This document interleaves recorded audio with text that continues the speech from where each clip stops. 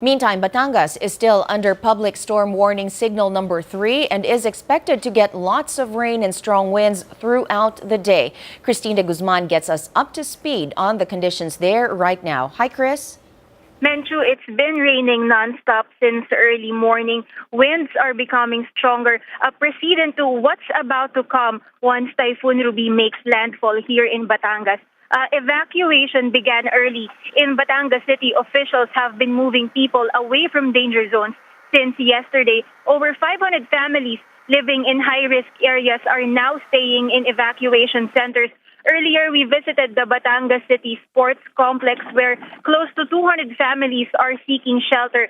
Those staying in evacuation centers will no longer be allowed to go out as officials want to prevent them from going back to their homes. So it's quite difficult, especially for children, to be confined in just a single area. Now, to keep them busy, volunteer teachers organize games and storytelling activities to keep kids entertained.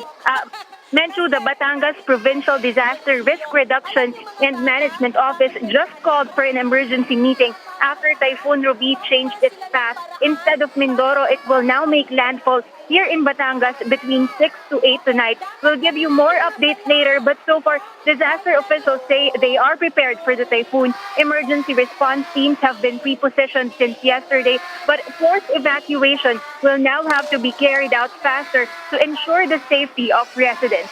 Menchu? All right, Christina, you mentioned that forced evacuation is going to be put into effect in Batangas. Are officials encountering any sort of resistance from the residents there?